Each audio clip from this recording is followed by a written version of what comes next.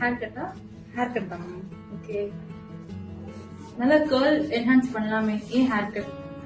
என்ன போஸ்ட்மார்ட்டம்ல என்னால மெயின்டைன் பண்ண முடியல கேர்ள்ஸ், அதனால ஹேர் கட் பண்ணி லோட் பண்ணி வச்சுக்கலாம் வீட்டுல நினைச்சிட்டு இருக்கேன். ஓகே, ஐடியா என்ன மாதிரி ஹேர் கட்?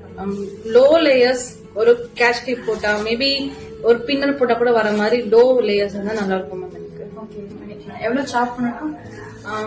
ஸ்பிளிட்டன்ஸ் ஓரளவு இந்த அளவு அவ்வளவு வேணாம். அதுல லுக்கு இவ்வளவு ஆஃப்டர் கட்க்கு அப்புறம் உங்களுக்கு நேச்சுரல் ஹேர் வந்து கேர்லா இருக்கவும் மேலே ஏதோ ஜம்ப் ஆயிருக்கும். அது வந்து இவ்வளவு இருந்தா பெட்டரா இருக்கும். சோ இவ்வளவு இருக்கிற ஹேர் இவ்வளவு நேச்சுரலா மூவ் ஆகுது, உங்களுக்கு பெட்டரா இருக்கும். சோ நான் இவ்வளவு சாப் பண்ணிக்கிறேன்.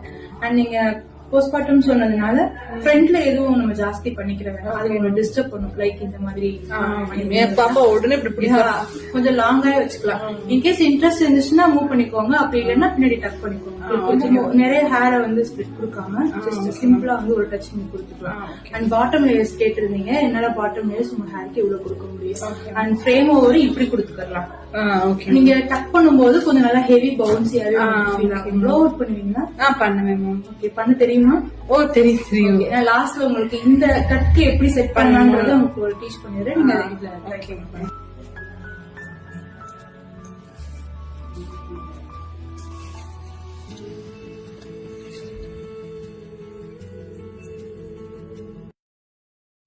ஓகே,